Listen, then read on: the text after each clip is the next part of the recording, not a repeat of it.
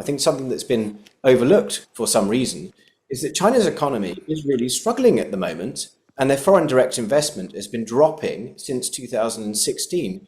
I really don't understand why the Chancellor at the moment believes that China's going to make an exception for the United Kingdom and that the thing that we tried before that failed is going to work this time.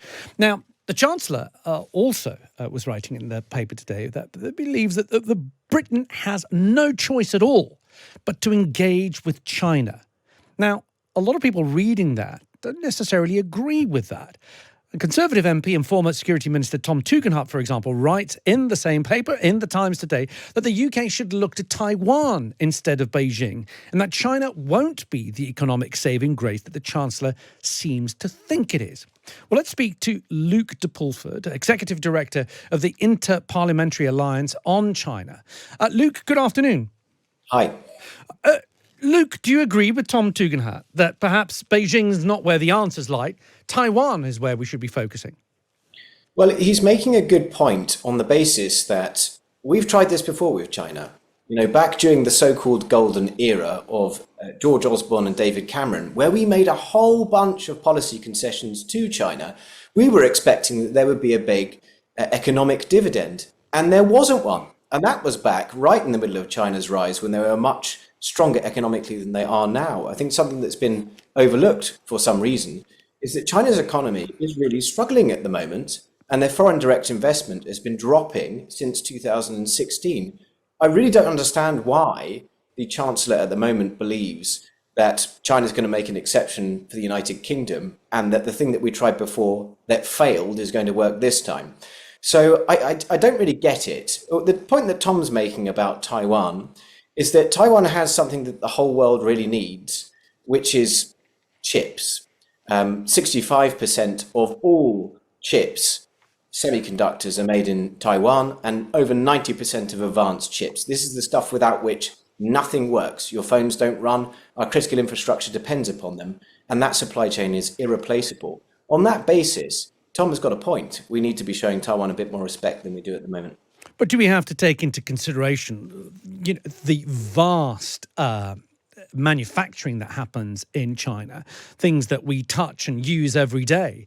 A lot of them originate, or parts of them originate, in China. I'll give you another example: batteries in electric cars, batteries in a lot of Teslas. Elon Musk's brand are originating in China. If you want to take a shift towards the green economy, decarbonising your economy, I don't think you can get solar panels in the UK that have not been manufactured in China. Perhaps you can, but I would say that the vast majority originate from China. So how do you walk away from China when so much of what you need to decarbonise your economy originates in China? So, first of all, nobody is suggesting that we simply don't engage with China. This is a straw man argument that the Chancellor has made today. We have continued to trade with China and, unfortunately, as your previous guest said, run a trade deficit in goods of nearly £40 billion. It benefits China more than it benefits us. The argument that we've got is against going to China with the begging bowl, making a whole bunch of policy concessions and leaving our national security on the cutting room floor in the hope of an economic benefit which isn't going to come. Now, to your point about renewables, which I think is a critical point, it's an explicit strategy of the Chinese Communist Party to inculcate dependency upon them in the renewable sector. And there are major problems with this. We know, for example, that about 40% of globally produced polysilicon, which is the key ingredient for solar panels, is strongly connected to forced labor. It comes from the Uyghur region of China, strongly connected to Uyghur forced labor. So we're now rushing to net zero, which seems as if it's only achievable on the backs of Uyghur forced labor as a result of walking blindly into dependency upon China. So to answer your question very directly, we should be reducing dependency upon China in areas of critical infrastructure. And we should be doing that with our allies. We should be finding places that we can go to as alternate markets, seeding alternate markets and diversifying our supply chains. Because otherwise we're going to find ourselves in real difficulty with this authoritarian state, increasingly expansionist, that wants to reshape the global order in its own image. This is not sensible long-term policy. And in terms of this view that China's going to solve all of the UK's economic woes, it's just incredibly naive. It isn't going to happen. Luke, just one quick question to run past you before we go. China related, of course. It looks like the US Supreme Court are likely to uphold the government's ban on TikTok, the wildly popular app. Do you think the UK government need to follow suit? Yes, they do, on the basis that we have major data transfer issues around TikTok. So your user data is being transferred to places where the state can requisition it and use it in whatever way that they like. This is a huge problem. It's going to be a bigger and bigger problem over the coming years. It's for that reason that many countries in Europe and the EU are looking into TikTok and banning its use on government devices. The US has gone much further, and I hope that we will end up following. Luke, thank you for your time. Luke de Pulford, the Executive Director of the Inter-Parliamentary Alliance on China. Simone has got in touch, says the focus on China is entirely misguided. The UK has no manufacturing to export there, and financial and professional services are always locally based in the same time zone. At most, they could be based in Hong Kong or Singapore. Chancellor Rachel Reeves is in China this weekend on what she says is a mission to boost UK economic growth. Now, critics of the Chancellor say she should have called off the trip to deal with market volatility at home. But, writing in today's Times, the Chancellor says that that's precisely why she made the trip. As the world's second biggest economy and the UK's fourth largest trading partner, China, she says, is a critical part of the UK's national interest. So, just how bad is the economic outlook for the UK? And does the Chancellor only have herself and her budget to blame for the poor performance of the pound and the stubbornly high inflation? Well, joining us now to explain what's happening with the markets is Vicki Price, Chief Economic Advisor at the Centre for Economics and Business Research and former Joint Head of the UK Government Economic Service. Vicki, good afternoon. Good afternoon. Thanks for giving us your time. Vicki, how much of what we're seeing, the difficulties that your Chancellor is facing, are down to larger forces at work, international markets, or are down to the terms that she herself put in her own budget? A lot of what's going on right now is that the markets are reevaluating what type of inflation path we may have over the next year. And what we've seen is that the US has had some rather good jobs data, some better data also for service demand. What this means is that the likelihood of interest rates coming down as fast as had been anticipated originally in the US is reduced quite considerably. And that, of course, has helped the US dollar. And one of the reasons why the pound has fallen as it has done is because of this. But there is no doubt that with the reevaluation of that, long-term bond prices have fallen, yields have increased. In other words, interest rates that are paid by the government have gone up. It has affected the UK as well. So to a considerable extent, it is a global phenomenon.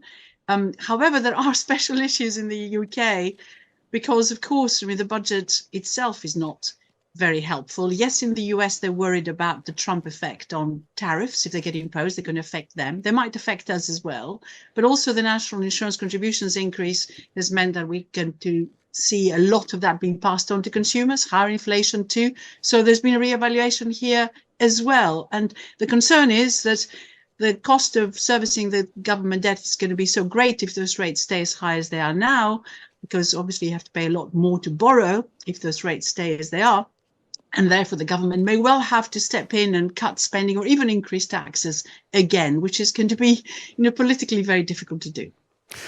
The last time we were talking so much about servicing government debt, Liz Truss had her mini budget. Now, we'll come back to Liz Truss in just a moment. But why are we seeing UK debt be so expensive to repay, the gilt market? What has spooked them? Usually we are told, the lay people who don't know much about the economy, we are told that that's when lenders are not quite sure of your plans. They're not quite sure you're going to get enough growth, and therefore it becomes more expensive to borrow. Why is there such little faith in the UK economic forecast? As I said earlier, some of the international factors are affecting this, but there is no doubt that there is serious concern about what growth is going to do in the UK over the next few years, and also therefore what it means for the fiscal side, because obviously Rachel Reeves, the Chancellor, would have been hoping that there would be considerable growth in the economy, would help her with her revenues. Instead, what we've seen is the second half of 2024, basically since they were elected to run the government, run the country, the economy has stalled. So that it's not particularly helpful in terms of her revenue forecast. So that's one of the real problems. So she's had to be quite careful. And what she did do in the budget is increase taxes quite considerably, but also increase borrowing. I mean, the interesting thing, and the reason why the markets are rather concerned right now, is that the budget arithmetic suggests that the government will want to borrow an extra, by comparison to where we were in March 24, the last budget of the Conservative government, 30 billion a year for the next 5 years. So that's putting extra pressure on the markets. And remember, that's not particularly, small by comparison to what Liz Truss had wanted to do. So the markets are worried about whether that extra spending is sustainable, that they have already got into the budget, which is about 70 billion extra spending a year, funded partly by this extra borrowing. And they are, in a way, repricing, therefore, what type of interest rate they want to lend long term. And that's exactly what's going on right now. So, yes, the markets are slightly spooked by the fiscal path ahead, which doesn't look very sustainable right now. Now, the Chancellor has been writing in the Times today that China is key to economic growth. Do you agree with Rachel Reeves? I think what Rachel Reeves is trying to see is ways in which she can enhance growth. And I think that's going to be very, very important, given, as we've just been discussing, it's been so poor for the moment. And of course, if you export more, if you improve your export markets, increase them, then obviously it helps the UK economy. But I think one of the areas that she's focusing on right now is mostly the financial sector. And yes, of course, a little bit in terms of pork products that we export to China and also pet food. I mean, those are very, very important. But overall, it's really the financial sector. In reality, we don't export that much to China. We have a deficit with them. But of course, the market is enormous. We could do an awful lot more. The problem is that a lot of these things take time to have an impact. And what we do need now is to reassure the markets that, in fact, we can find growth in the shorter term as well. And if a lot of that growth in the UK was meant to come from extra public sector spending, and now we're talking about cutting it, then you begin to worry. But yes, of course, exports matter hugely, and having a sort of strong financial sector and professional services sector is one of the sort of comparative strengths of the UK economy. So we should do as much as we possibly can. But of course, there are all sorts of political issues there that we need to bear in mind as well in terms of trading with China, which are not going to go away. Vicki, before you go, I said we'd come back to Liz Truss. The news this week told us that she had instructed lawyers to contact the Prime Minister with a cease and desist letter for him to stop repeating that Liz Truss crushed the economy. From an economic point of view, does she have a point? Well, she does up to a point, because what she's arguing is that actually the economy did reasonably well, didn't suffer all that much around that period, so therefore it didn't wreck the economy. But in reality, what happened is that she did bring in Jeremy Hunt to replace Kwarteng as Chancellor. Most of her tax cutting measures were reversed. So it's one of the reasons why the markets calmed down. And then you also had the Bank of England intervening to lower the yields in the market, which were actually, they had increased quite significantly, but were actually lower than what we're seeing right now. But they did intervene and the markets calmed down. So you could argue that it was the surrounding sort of interventions that in the end helped. But actually, there is no doubt that if those things had not been reversed, we would have been in deep trouble. Vicki Price, thank you as always for giving us your time there. Chief Economic Advisor at the Centre for Economics and Business Research.